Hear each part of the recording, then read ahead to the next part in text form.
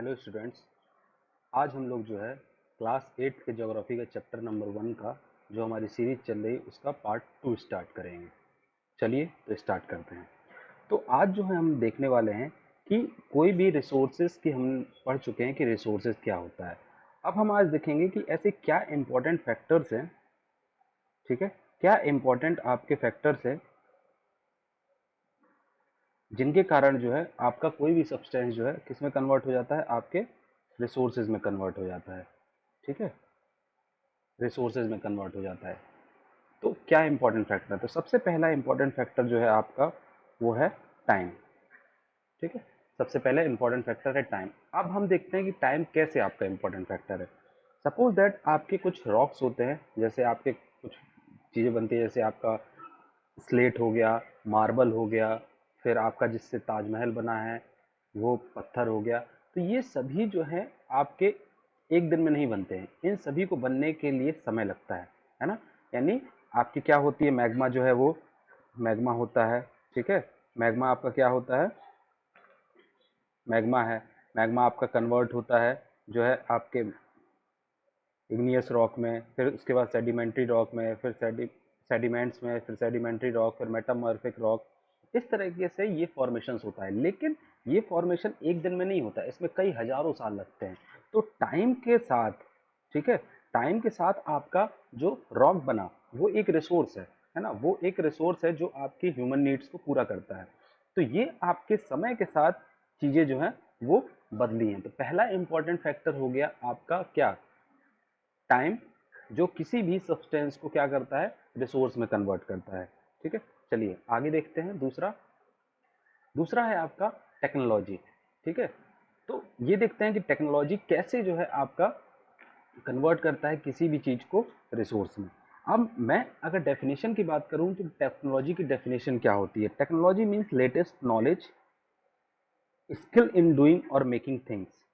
ठीक है, टेक्नोलॉजी क्या है, कोई भी application, it is application of latest knowledge. यानी आपकी कोई नॉलेज थी, उस नॉलेज का आपने जब रियल लाइफ में इस्तेमाल कर लिया तो वो आपकी क्या हो जाती है, कोई भी टेक्नोलॉजी बन जाती है। सपोज दैट जैसे कि आपका वाटर। अब सिंपली वाटर अगर हम बोलें कि वाटर भाई सिंपल कुछ रखा हुआ था, तो इस वाटर का पर्टिकुलर कोई यूज़ नहीं है। लेकिन मैंने क्या किया कि वाटर को गर्म किया, ठीक है, वाटर को हीट किया और हीट करके इसका स्टीम बना दिया, है ना, आपका इसका स्टीम बन गया, ये आपका स्टीम बन गया। और इस स्टीम की मदद से मैंने यहाँ पे क्या किया, टरबाइन को रोटेट किया। ठीक है, और टरबाइन को रोटेट करके मैंने यहाँ पे इलेक्ट्रिसिटी जनरेट की। अब हमको ये तो पता है कि इलेक्ट्रिसिटी एक आपका रिसोर्स है, ठीक है, लेकिन वाटर भी आपका रिसोर्स था, लेकिन इलेक्ट्रिसिटी जो है नया रिसोर्स बना, नया रिसोर्स बना किसकी मदद से, स्टीम इंजन की मदद से। तो ये जो स्टीम इंजन बना है ये एक टेक्नोलॉजी है। और ये टेक्नोलॉजी किसने डेवलप की है, ह्यूमन ने। ये जो टेक्नोलॉजी है वो डेवलप की है ह्यूमन ने। ह्यूमन के पास क्या था, एक सोच आई होगी कि क्या मैं इस पानी को गर्म करके स्टीम बना सकता हूँ। यानी उसकी नॉलेज ने कहा होगा कि मैं कुछ पानी गर्म करके कुछ बनाऊंगा, पानी गर्म करके स्टीम बनाऊंगा, इससे किसी चीज़ को घुमा सकता हूँ, रोटेट कर सकता हूँ। तो उसने उसका क्या किया, फिर एप्लीकेशन किया। एप्लीकेशन क्या किया, ये वाली इलेक्ट्रिसिटी जनरेट करने में उसने उसका इस्तेमाल किया।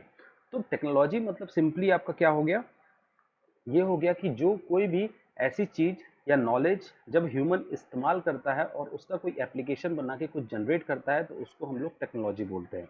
अब ये टेक्नोलॉजी, सपोज दैट मैं आपकी स्टीम इंजन की ही बात करूं, तो इस टेक्नोलॉजी को किसी ना किसी ने डेवलप किया होगा। जब वो इंसान डेवलप करता है और कोई बिल्कुल नई चीज डेवलप करता है तो वो उसको क्या कराता है, पेटेंट कराता है। ठीक है, क्या कराता है, पेटेंट कराता है। पेटेंट कराने का मतलब ये होता है कि वो उस चीज पे अपना अधिकार जता देता है, ये चीज मैंने की है।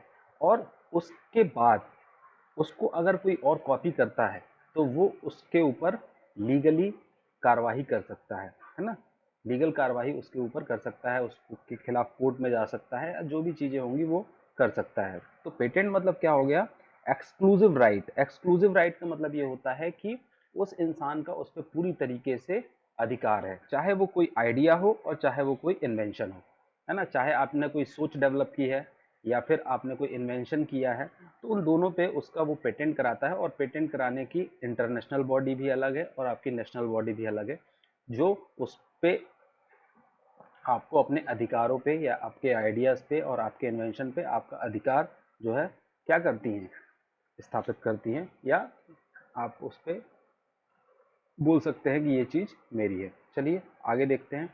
अब अगला है आपका कि why humans are considered as resource, है ना, why humans are considered as resource. अब ह्यूमंस को जो है रिसोर्स क्यों माना जाता है, तो यहाँ पे मैंने एक इमेज ली है, ठीक है। अब ये आपकी इमेज है, ठीक है। इस इमेज में अगर मैं ह्यूमन की बात करूँ, सिंपली केवल ह्यूमन की, अगर आदमी केवल खड़ा है ना, आदमी केवल खड़ा है, तो वो आपका क्या कर रहा है, कुछ नहीं कर रहा है ना। सिंपली इंसान, अगर आप घर में बैठे हुए हैं कुर्सी टेबल पे लगा के, है ना, और आप कुछ नहीं कर रहे हैं, तो आप एज अ रिसोर्स ट्रीट नहीं होंगे। जब तक आप कुछ काम ना करें, है ना, तब तक आप रिसोर्स नहीं माने जाएंगे। सपोज दैट कि ये किसी ना किसी कंपनी का एम्प्लॉय है और उस एम्प्लॉय में कुछ काम कर रहा है, तो उस कंपनी में ये मशीन जो है एक रिसोर्स की तरह वर्क करेगी। मैंने कहा कि रिसोर्स क्या होता है, जो आपके कामों को आसान करे और आपको फायदा पहुंचाए, है ना। तो आपने एक कंपनी बनाई, उस कंपनी में ये जो इंस्ट्रूमेंट लगा हुआ है, जिससे वो क्या कर रहा है, एम्प्लॉय उस चीज को क्या दे रहा है, शार्पनेस दे रहा है या धार दे रहा है उसमें, तो ये रिसोर्स हो गई। अब ये इंसान जो है कंपनी के लिए इस जो इंस्ट्रूमेंट है इसमें इसको पैना कर रहा है या उसमें शार्पनेस ला रहा है, तो ये ह्यूमन कर रहा है ना। ये आपका इंस्ट्रूमेंट ऑटोमेटिकली अपने आप यहाँ पे जाके और अपने आप तो पैना हो नहीं जाएगा, उसके लिए कौन चाहिए, ह्यूमन चाहिए। तो ये ह्यूमन भी एक कंपनी के लिए एक रिसोर्स की तरह ही है, जो उस कंपनी में आपका काम कर रहा है। तो अगर एक कंपनी है, ठीक है, एक कंपनी है, उसके अंदर उसके कुछ इंस्ट्रूमेंट है यहाँ पे, है ना, ये कंपनी है, ये कुछ इंस्ट्रूमेंट है और उसके एम्प्लॉय हैं, ठीक है, या वर्कर है, ये भी उसके लिए जो है एक रिसोर्स की तरह ट्रीट होंगे, ठीक है। तो इस तरीके से ह्यूमन को हम लोग एक रिसोर्स ही मानते हैं, ठीक है। क्यों, क्योंकि वो भी तो आपका किसी ना किसी तरह से आपका अपनी नॉलेज का, अपने ह्यूमन एफर्ट का यूज करके चीज़ों को एक जगह से दूसरी जगह ले जा रहा है या चीज़ों को एक रूप से दूसरा रूप प्रदान कर रहा है, ठीक है। तो मैंने आपको रिसोर्स की डेफिनेशन बताई थी कि any a resource is anything on the earth that is necessity for human beings and have some value for it. कुछ वैल्यू देता है, और अर्थ में कोई भी चीज़ जो है वो सभी के सभी रिसोर्स हैं। तो अर्थ में हम भी आते हैं, ह्यूमंस भी आते हैं, ये भी एक रिसोर्स है। Necessity for human being, necessity for human being का मतलब, मान लीजिए कि इस इंसान को अगर मैं अकेला यहाँ कर दूँ, छोड़ दूँ, और बाकी के ह्यूमंस को मैं यहाँ पे ले लूँ, ठीक है। अब मैंने बोला कि एक आपको चाकू थी जिसको पैना करना था, है ना, जिसको आपको धार देनी थी, और उस नाइफ का ये सभी के सभी ह्यूमंस इस्तेमाल कर रहे थे, ये सभी के सभी ह्यूमंस उस नाइफ का इस्तेमाल कर रहे थे। तो नाइफ जो है आपकी क्या हो गई, इन सभी के लिए रिसोर्स हो गई। लेकिन नाइफ बना कौन रहा है, ये, तो मैंने बोला कि ऐसी कोई भी चीज़ जो ह्यूमंस की नेसेसिटी को पूरा करती है, तो चाकू बनाने का काम ये पर्टिकुलर पर्सन कर रहा है। अब ये चाकू बना रहा है, इसका मतलब कि ये भी तो रिसोर्स हो गया ना, ये भी तो आपका रिसोर्स हो गया। ठीक इस तरीके से हम बोलेंगे कि ह्यूमंस भी एक तरीके से आपका रिसोर्स होते हैं। अब ह्यूमंस करते क्या हैं, ह्यूमंस क्या करते हैं, वो अपने नॉलेज, अपने स्किल और अपने एक्सपीरियंस से किसी भी चीज़ में क्या कर देते हैं, we add value to the economy of this society. यानी किसी भी चीज़ में आपकी इकोनॉमी में वैल्यू प्रोवाइड कराते हैं, या मैं बोलूँ कि कोई और रिसोर्स बनाते हैं, क्रिएट मोर रिसोर्सेज, ठीक है। ह्यूमन बींग्स क्या करते हैं, और ज़्यादा रिसोर्सेज का डेवलपमेंट करते हैं। तो इस तरीके से ये जो है आपका पूरा ह्यूमन रिसोर्स जो है आपका माना जाएगा कि ह्यूमन भी एक रिसोर्स है, ठीक है। चलिए, तो हर बार की तरह हम देख लेते हैं कि हमने आज जो है एनसीईआरटी का कौन सा पोर्शन कवर कर लिया है। तो यहाँ पे है, time and technology are two important factors that can change the substance into resources, ठीक है। तो ये आपका हो गया कि टाइम और टेक्नोलॉजी जो है आपकी क्या करती है, रिसोर्सेज को कन्वर्ट करती हैं, चेंज करती हैं, किसी भी सब्सटेंस को चेंज करती हैं किसी रिसोर्स में, ठीक है। Both are related to the needs of the people, यानी दोनों चीज़ें आपस में एक तरीके से आदमियों की ज़रूरतों को पूरा करती हैं। People themselves people themselves are the most important resource, है ना। तो इसको भी हमने कर ही लिया है कि पीपल जो होते हैं वो भी एक मोस्ट इम्पॉर्टेंट क्या है, रिसोर्स है ना। It is their idea, knowledge, invention and discovery that leads to the creation of more resources.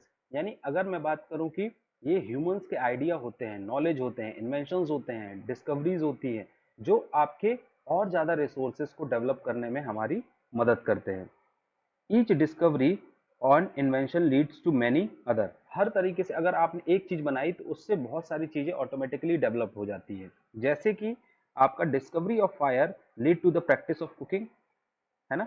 जैसे मैंने बोला कि किसी ने फायर की डिस्कवरी की, अब जब फायर की डिस्कवरी हुई तो उससे जो है कुकिंग आ गया, और कुकिंग से जो है आपकी और भी चीज़ें आ गई, है ना। कुकर बन गया, फिर उसके बाद आपका गैस बन गया, फिर आपका सिलेंडर बन गया, ठीक है। तो ये सब चीज़ें तो ऑटोमेटिकली आई ना। तो पहले तो फायर आया, फायर के बाद ये सब इंटर रिलेटेड है आपस में, है ना। फिर उसके बाद जैसे कि है कि wheel invention of the wheel ultimately result in the development of new mode of transportation, है ना। जब आपका पहिया बना तो उससे पहिया बनने के बाद जो है आपका नया ट्रांसपोर्टेशन का रूप आया, है ना। उससे फिर बस बन गई, फिर साइकिल बन गया, बैलगाड़ी थी पहले। तो इस तरीके से पहले पहिया बना, फिर उसके बाद ये सब चीज़ें बनी। तो एक चीज़ जब बनती है तो दूसरी चीज़ें उससे इंटर रिलेटेड होती हैं, वो ऑटोमेटिकली बनती जाती हैं आगे, है ना। The technology to create a hydroelectricity has turned energy in fast flowing water into an important resource। मैं बोलूं कि जो आपकी टेक्नोलॉजी होती है, जो आपकी हाइड्रो इलेक्ट्रिसिटी मतलब क्या, जो पानी से हम बिजली बनाते हैं। जब पानी से बिजली हम बनाते हैं तो पानी आपका क्या होता है, ऐसे ऐसे बहता रहता है, सिंपली बह रहा था। किसी ने सोचा कि क्या मैं इस पानी के बहते हुए जो एनर्जी है इसको उपयोग कर सकता हूं, तो उसने बोला कि हाँ, इससे मैं टरबाइन घुमा सकता हूं। जैसे हम स्टीम से टरबाइन घुमा सकते हैं, इससे मैं टरबाइन घुमा सकता हूं, और टरबाइन घुमा के मैं इलेक्ट्रिसिटी का प्रोडक्शन कर सकता हूं। तो ये आपकी एक इंसान की सोच थी जिसने आपकी एक चीज से दूसरी चीज में बदल दी। यानी टेक्नोलॉजी का क्या हुआ, आविष्कार हुआ, कोई नई चीज बनी। तो इस तरीके से यहाँ पे हमने आज ये चीज पैराग्राफ पढ़ लिया। आज के लिए इतना ही काफी है। We will meet tomorrow again. Thank you, have a good day.